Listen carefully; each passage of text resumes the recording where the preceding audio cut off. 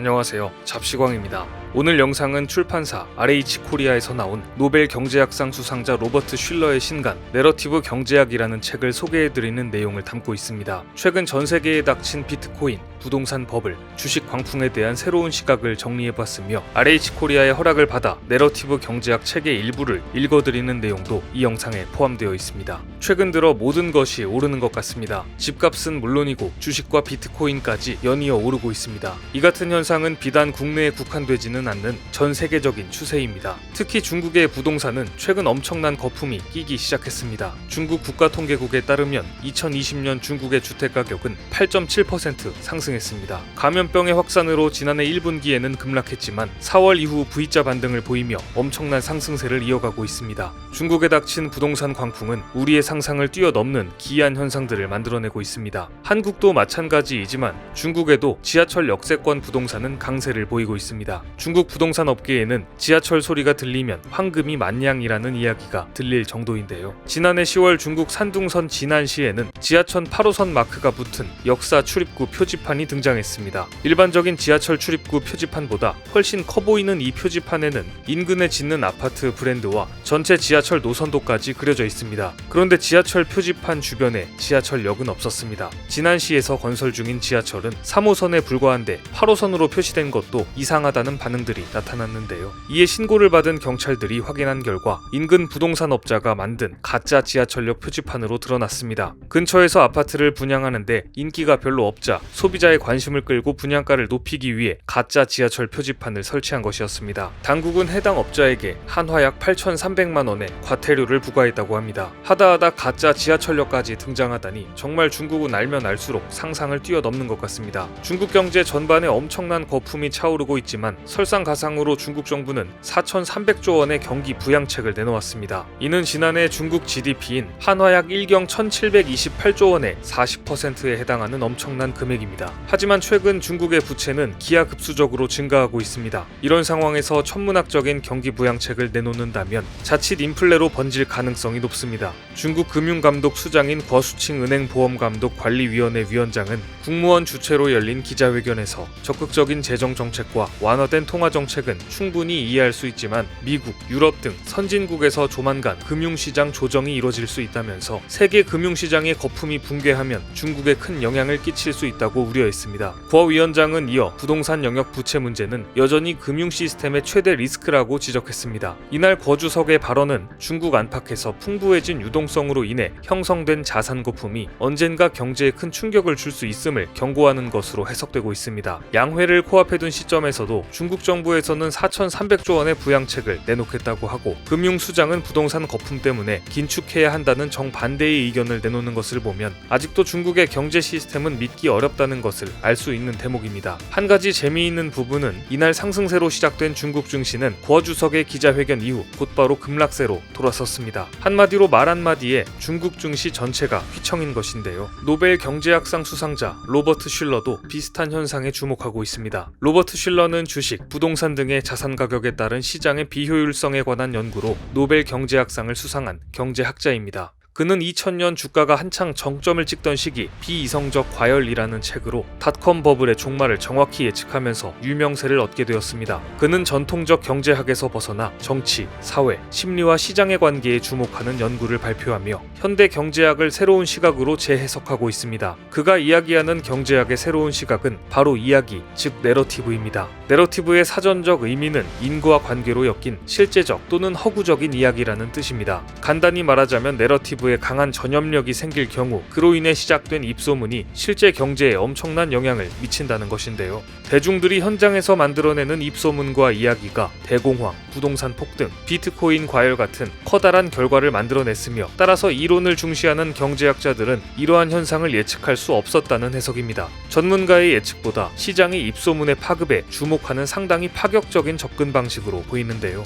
작가는 대표적인 사례로 비트코인을 들고 있습니다. 2009년 처음 비트코인이 등장했을 당시 대다수의 경제 전문가들은 비트코인은 경제적인 가치가 전혀 없다고 일축했습니다. 하지만 사토시 나카모토라는 의문의 사내가 만들어냈다는 비트코인의 이야기가 알려지자 대중들 사이에서는 신비주의를 바탕으로 비트코인에 대한 관심이 커져갔는데요. 누군가 재미삼아 채굴했던 비트코인이 뒤늦게 폭동한 것을 발견하여 갑자기 벼락부자가 되었다는 이야기부터 실수로 비트코인이 담긴 하드디스크를 쓰레기장에 버려서 뒤늦게 애타게 찾고 있다는 해외 기사 등 다양한 이야기들이 시장에 돌면서 많은 사람들이 관심을 갖게 되었고 어느새 비트코인은 개당 5천만 원을 넘나드는 가격이 형성되어 버렸습니다. 비트코인 버블은 결국 경제학적 가치가 아니라 사람들이 떠들어댄 이야기에서 비롯되었다는 것이죠. 비트코인에 투자하는 대다수의 사람들은 비트코인이 어떻게 만들어졌는지, 어떠한 보안 체계를 가지고 있는지 그 원리조차 제대로 알지 못했지만 그저 입소문만으로 알게 된 비트코인을 믿고 거금을 투자하기 시작한 것입니다. 그렇다고 모든 이야기가 전파력을 가지고 시장 경제를 흔드는 것은 당연히 아닙니다. 슐러 교수는 바로 이 부분을 파헤치고 있습니다. 어떤 구조를 가진 이야기가 경제를 흔들 정도의 파급력을 만들어낼 수 있는지 연구를 했다고 하는데요. 슐러 교수는 내러티브 경제학이라는 책을 통해 이야기의 9가지 구조를 제시하며 어떻게 경제를 움직이는지 살펴보고 있습니다. 그렇다면 지금부터 이 책의 서문을 읽어드리겠습니다.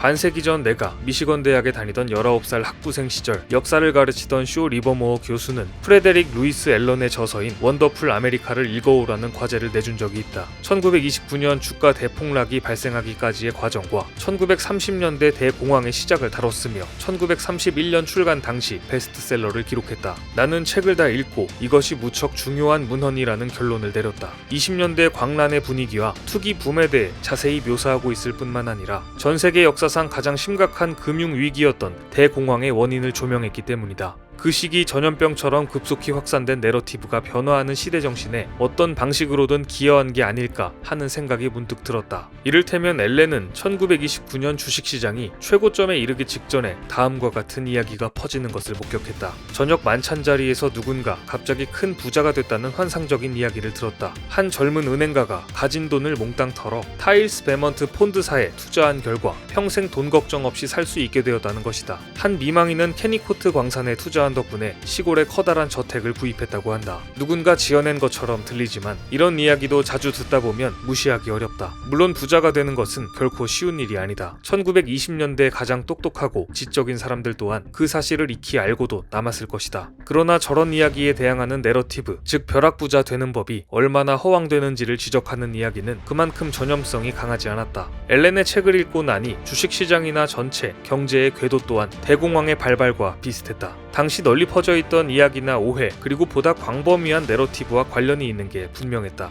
그렇지만 경제학자들은 앨렌의 주장을 진지하게 받아들이지 않았고 내러티브의 전염이라는 발상은 수학적 경제 모형에 도입되지 못했다. 그러나 이 전염성이야말로 내러티브 경제학의 핵심이다. 금융 전문가가 아님에도 불구하고 대성공을 거둔 이런 투자가들에 관한 눈부신 이야기들은 요즘식으로 이른바 바이럴이라 말할 수 있다. 이런 이야기는 흡사 전염병처럼 입에서 입으로, 저녁 만찬에서 다른 모임으로, 하물며 전화기나 라디오, 신문과 서적의 도움을 받아 빠른 속도로 퍼져나간다. 그런 이야기는 종종 이야기에 함께 엮여있는 유명인에 힘입어 인간적 흥미를 이끌어낸다. 가장 강력한 내러티브 중 하나로 영화배우 로널드 레이건이 있다. 그는 1953년부터 1962년까지 미국에서 방영된 인기 TV 프로그램 제너럴 일렉트릭 시어터에서 매력적이고 입담 넘치는 사회자로 유명했다. 이후 그는 정계의 입문의 자유시장 옹호자가 되었고 1980년대에는 대통령에 당선됐다. 레이건은 그의 명성을 이용해 거대한 자유시장 혁명을 시작했으며 그의 영향력은 좋건 나쁘건 오늘날까지 미치고 있다.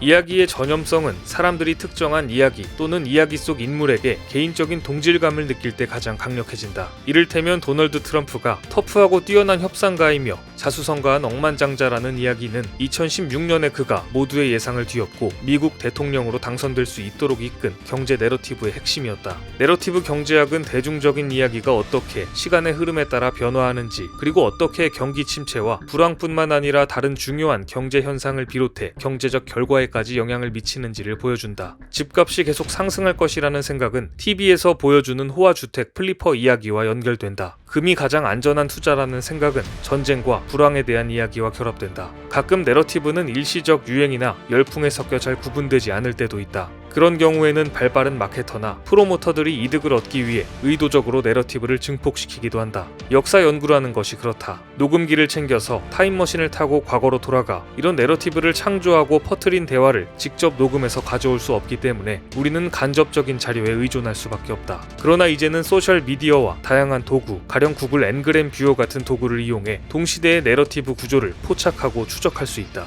이상 내러티브 경제학의 서문 일부를 읽어드렸습니다. 커다란 경제 현상이 입소문과 이야기에서 시작되었다는 작가의 새로운 시선이 상당히 흥미롭게 다가오는데요. 얼마 전 한 예능 프로그램에 출연한 에셋플러스 자산운용 강방천 회장의 이야기도 떠오릅니다. 강방천 회장은 IMF 구제금융 사태 이후 지금은 무너졌지만 이 나라에 자본주의가 존재하는 한 증권업은 존재하지 않을까라는 생각으로 증권주를 매수했다고 합니다. 반토막이 나도 자신의 내러티브를 믿고 꾸준히 매수를 이어갔다고 하는데요. 이후 IMF는 예상 외로 6개월 사이 빠르게 극복이 되었고 강방천 회장은 67억의 수익과 수익률 2000%라는 경이로운 성공을 만들어냅니다. 이후 통신 판매와 홈쇼핑이 등장하자 누군가는 배송을 해주지 않겠냐라는 생각으로 택배회사에 공격적인 투자를 진행하여 150억대까지 자산을 불렸다고 하는데요. 강방천 회장은 많은 사람들은 주식 투자의 비법과 정보를 찾아다닌다. 하지만 나는 사람들의 지갑이 어디에 열리는지 주목한다 라고 언급했습니다. 어쩌면 강방천 회장은 이 책에서 이야기하는 내러티브에 대해 일찍 눈을 뜬 게 아닌가 라는 생각이 듭니다. 또한 여기에 그치지 않고 강방천 회장 본인 역시 자신의 투자 경험을 이야기화시키고 예능 프로그램을 통해 전파하면서 새로운 내러티브를 만들어내는 것으로 보입니다. 그가 아무런 목적 없이 예능 프로그램에 출연하지는 않았을 테니 말이죠. 로버트 슐러의 신간 내러티브 경제학에는 우리가 평소 접하는 엄청나게 많은 이야기들 중 경제적 영향력을 미칠 수 있는 이야기를 추려서 정보화시킬 수 있는 방법을 제시하고 있습니다. 입소문을 추적하면 미래 경제를 예측할 수 있다. 우리는 경제학 이론의 대중 내러티브 전염을 도입해야 한다는